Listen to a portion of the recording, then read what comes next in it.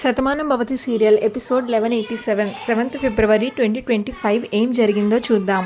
బాను నా గతం ఏంటో తెలీదు, భవిష్యత్ ఏంటో తెలియడం లేదు. ఇక్కడే ఉండి నేను బాధపడడం, మిమ్మల్ని బాధ పెట్టడం తప్ప ఇంకా ఏమీ లేదు. అందుకనే ఈ నిర్ణయం తీసుకున్నాను. దానికి భువనేశ్వరి, చూడమ్మా, ఈ ఇంట్లో నిన్ను భారంగా మేము ఏ రోజు అనుకోలేదు.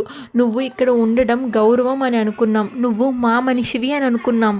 నిన్ను బాధ పెట్టిందనే కదా నా కన్న కూతుర్ని కూడా తిట్టాను. నీ మీద మాకున్న మమకారం ఏంటో ఇంకా నీకు అర్థం కాలేదా?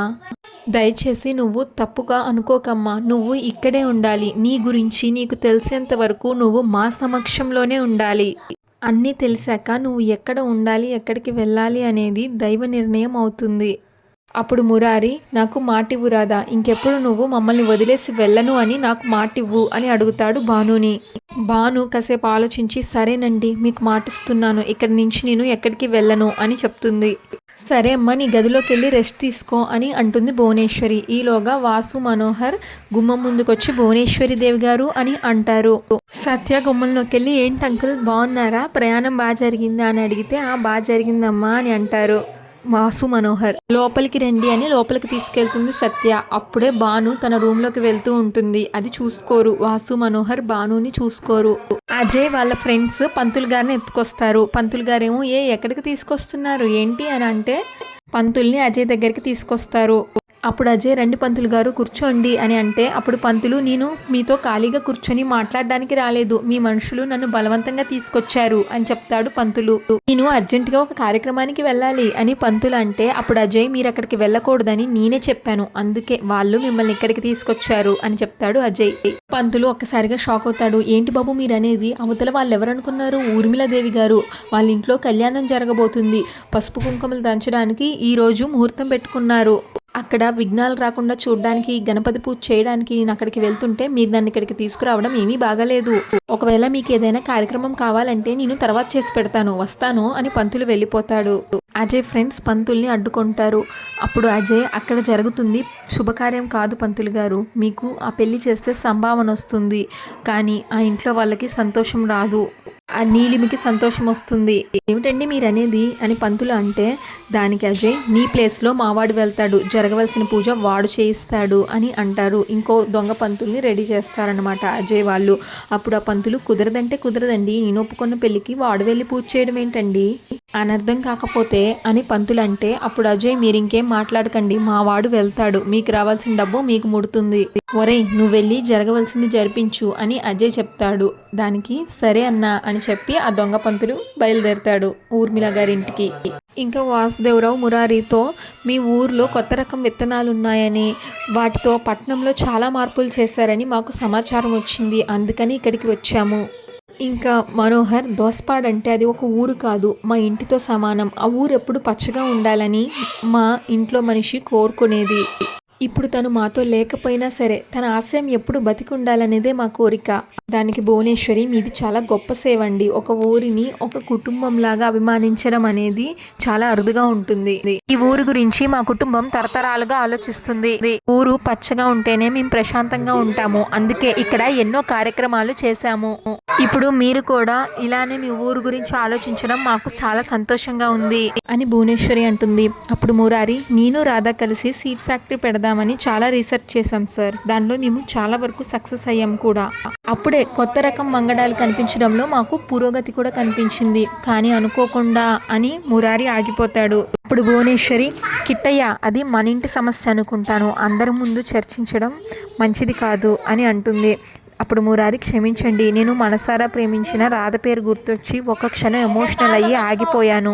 దానికి వాసు, నిజమే బాబు, మనం ఎవరినైతే బాగా ఇష్టపడతామో వాళ్ళకి ఏ చిన్న కష్టం వచ్చినా, వాళ్ళ విషయంలో ఏ చిన్న పొరపాటు జరిగినా తట్టుకోవడం మనసుకి చాలా కష్టంగా ఉంటుంది, అది మేము అర్థం చేసుకోగలం అని వాసు అంటాడు. ఇంకా మురారి, మీకు కావాల్సింది వరిలో కొత్త రకం మంగడాలే కదా, ఈ సంవత్సరం మా ఊర్లో కూడా మేము వాటినే వినియోగించాలి అనుకుంటున్నాం. బావా, మన గూడౌన్ నుంచి ఒక 2 బస్తాల వంగడాలు తెప్పించండి అని మురారి అంటే, సరే మురారి, ఇప్పుడే వాళ్ళకి ఫోన్ చేస్తా అక్కడ రైతులకి అని కల్కి ఫోన్ చేస్తాడు. ఈలోగా సత్య తీసుకొచ్చి స్వీట్స్ ఇస్తుంది. ఇవి మా ఇంట్లో చేసిన స్వీట్స్, ఇవి ఇక్కడ చాలా స్పెషల్ అని అంటే వద్దులేమ్మా ఇప్పుడేం వద్దు అని అంటారు వాసు వాళ్ళు. లేదు మేము ఊరొచ్చినప్పుడు మమ్మల్ని ఎంత బాగా చూసుకున్నారు, మరి ఇప్పుడు మీరు మా ఊరు వచ్చినప్పుడు మేము కూడా అంత బాగా చూసుకోవాలి కదా అని సత్య అంటుంది. మీరు తప్పకుండా తినాల్సిందే అని సత్య అంటుంది. వాళ్ళిద్దరూ తీసుకుని తింటారు. నేను వంట కూడా బాగా చేస్తానండి, మీరు ఖచ్చితంగా భోంచేసే వెళ్ళాల్సిందే, మీకేం కావాలో చెప్పండి అవన్నీ చేసి పెడతాను అని సత్య అంటుంది. దానికి వాసు, నువ్వు చూపిస్తున్న అభిమానం చూస్తుంటే ముచ్చటేస్తుందమ్మా, కానీ ఇప్పుడు వంట అవి పెట్టుకోమాకండి, మేము వెంటనే బయలుదేరాలి అని అంటాడు వాసు. ఇప్పుడు భువనేశ్వరి, అదేంటండి అంత దూరం నుంచి వచ్చారు, మా ఇంటి నుంచి భోజనం చేయకుండా వెళ్తారా, ఈ పూట మీరు ఇక్కడ ఖచ్చితంగా భోజనం చేసే వెళ్ళాలి, కాదనకండి అని అంటుంది భువనేశ్వరి. దానికి మనోహర్ వాళ్ళు, లేదండి ఫ్లైట్కి టైం అవుతుంది అని అంటారు. దానికి కలికి, పర్వాలేదండి ఎయిర్పోర్ట్కి వెళ్ళడానికి ఇంకా చాలా టైం ఉంది కదా, భోంచేసి వెళ్దురు, ఈలోగా విత్తనాలు రావాలి కదా, వాళ్ళకి ఫోన్ చేశాను, ఒక అరగంటలో తీసుకొని వస్తా అని అన్నారు అని అంటాడు కల్కి. సత్య, భోజనం ఏర్పాట్లు చూడు అని కల్కి అంటే, సరే నాన్న అని లోపలికి వెళ్ళబోతుంది సత్య. అప్పుడు వాసు, అమ్మ సత్య కొంచెం కుంకుమబరిని తీసుకొని వస్తావా అని అడుగుతాడు. సరే అని సత్య లోపలికి వెళ్తుంది. ఇంకా భువనేశ్వరి జయ అని పిలిస్తే జయ వస్తుంది. అప్పుడు వాసు ఇలా చెప్తాడు, ఇంకో 10 రోజుల్లో నా కూతురికి అల్లుడికి పెళ్లి చేయబోతున్నాం, చాలా ముఖ్యమైన సమక్షంలో ఈ పెళ్లి జరగబోతుంది, మీరు కూడా మాకు ఆప్తులు కాబట్టి మీ అందరూ తప్పకుండా ఈ పెళ్లికి రావాలని మిమ్మల్ని మనస్ఫూర్తిగా ఆహ్వానిస్తున్నామని వాసుదేవరావు అంటాడు భువనేశ్వరితో. నిజానికి ఇంట్లో ఆడవాళ్ళని తీసుకొచ్చి పిలవాలమ్మా, కానీ మేము ఎలాగో ఇటే వస్తున్నాం కదా అని మేమే శుభలేఖ ఇస్తున్నాం, తప్పుగా అనుకోకండమ్మా అంటాడు మనోహర్. ఇప్పుడు భువనేశ్వరి అనుకోకుండా ఏర్పడిన పరిచయం ఈరోజు మిమ్మల్ని మా ఇంటికి తీసుకొని వచ్చింది. అప్పుడు హాస్పిటల్లో మీరు కనిపించినప్పుడు సద్యతో ఎంతో బాగా మాట్లాడారని మా సత్య మాతో ఎన్నోసార్లు చెప్పింది. మొన్న ముగ్గులు వేయడానికి మీ ఊరు వచ్చినప్పుడు కూడా మీ అందరూ మీ మనిషిలాగే చూశారని మాతో చెప్పి మురిసిపోతూ ఉంటుంది. మిమ్మల్ని మేము మొదటిసారి చూసినా మీ గురించి పూర్తిగా తెలుసుకున్నాం, మీలాంటి వాళ్ళతో పరిచయం ఏర్పడినందుకు మాకు చాలా సంతోషంగా ఉంది అని కల్కి అంటాడు. ఇంకా కల్కికి బొట్టు పెట్టి మీ అందరూ కుటుంబ సమేతంగా పెళ్ళికి తప్పకుండా రావాలని కార్డు ఇస్తే వాళ్ళు తప్పకుండా వస్తామని అంటారు. అప్పుడు జయ, ఏంటండి విచిత్రం, కూతురు కోడలు అని అంటున్నారు, ఇద్దరు ఆడపెళ్లివారు మగపెళ్లివారు ఇద్దరు మీరేనా లేకపోతే వేరే వేరేనా అని జయ అడుగుతుంది. అప్పుడు మనోహర్ కథ చెప్తాడు, మేమిద్దరం చిన్నప్పటి నుంచి ప్రాణ స్నేహితులం అమ్మ, తర్వాత అది బంధుత్వంగా మారింది, వాడి కూతుర్ని నా కొడుక్కిచ్చి పెళ్లి చేసుకున్నాం, కానీ అనుకోని కారణాల వల్ల మా ఇంటి దేవత మాకు దూరమైందమ్మా అని మనోహర్ అంటాడు. అప్పుడు వాసు, నా కూతురు నన్ను మా అమ్మ కంటే ఎక్కువగా చూసుకునేది, అలాంటి దేవత మాకు శాశ్వతంగా దూరం అవుతుంది అని ఎప్పుడు ఊహించలేదమ్మా అని అంటాడు వాసు.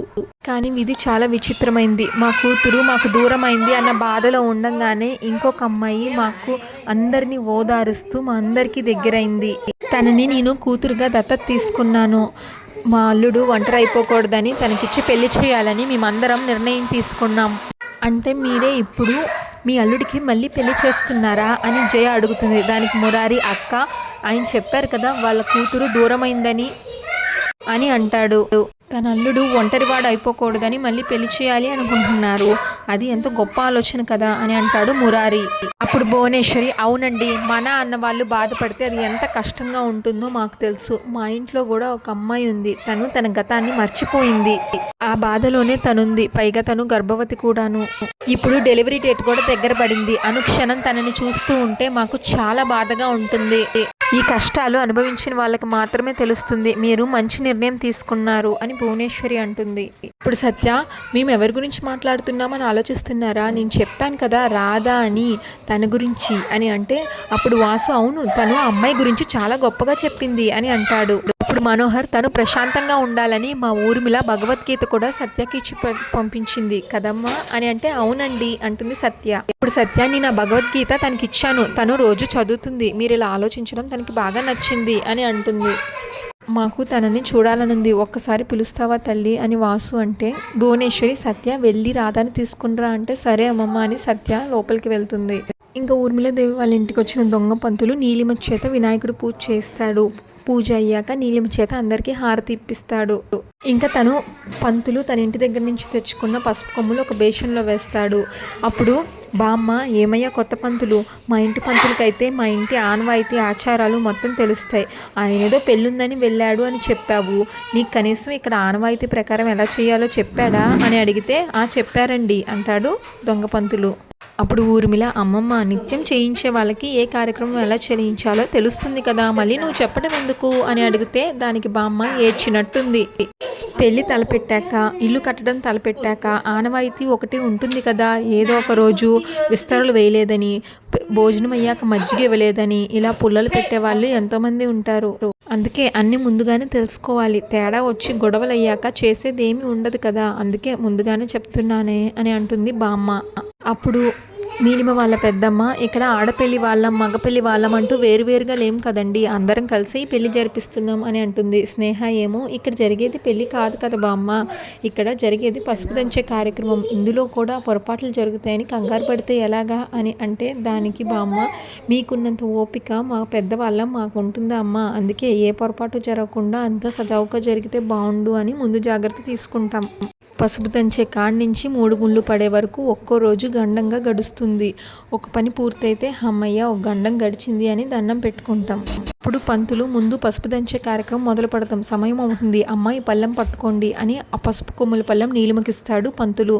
ఇంకా సత్య లోపలికి వచ్చి, రాధా సిటీలో నాకు కనిపించారని చెప్పాను కదా, వాళ్ళు మన ఇంటికి వచ్చారు, వాళ్ళు నిన్ను చూడాలనుకుంటున్నారు, పద వెళ్దాం అని అంటే దానికి బాను, నాకు ఇప్పుడు ఎవరితో మాట్లాడాలని లేదు అని అంటుంది. అప్పుడు సత్య, పాపం వాళ్ళంత దూరం నుంచి వచ్చారు, నీ మీద అభిమానంతో నిన్ను చూస్తాను, నీతో మాట్లాడతాను అంటున్నారు, నువ్వేమో రానంటావేంటి, ఏం పర్లేదురా అని భాను చేతి పట్టుకుని తీసుకెళ్తుంది సత్య. ఇంకా సత్య హాల్లోకి తీసుకొస్తుంది భానుని. మనోహర్ వాళ్ళు భానుని చూస్తారు. అంతటితో ఎపిసోడ్ పూర్తయిపోతుంది. ఇంకా నెక్స్ట్ ఎపిసోడ్ ప్రోమోలో పసుపు దంచుతారు. అందరూ కలిసి, ముత్తైదువులందరూ కలిసి పసుపు దంచుతుంటే ఆ పసుపు కొమ్ములు కాస్త నల్లటి పొడిలాగా అవుతాయి. అప్పుడు ఒక ముత్తైదువు, అదేంటి పసుపు పచ్చగా అవ్వాలి కానీ నల్లగా అవుతుంది ఏంటి అని అంటే అప్పుడు బామ్మ, అయ్యో శుభకార్యంలో ఈ అరిష్టం ఏంటి అని బామ్మ కంగారు పడుతుంది. అందరూ కంగారు పడతారు. Shatamanam Bhavati serial regular update కోసం మా ఛానల్ని సబ్స్క్రైబ్ చేసుకోండి.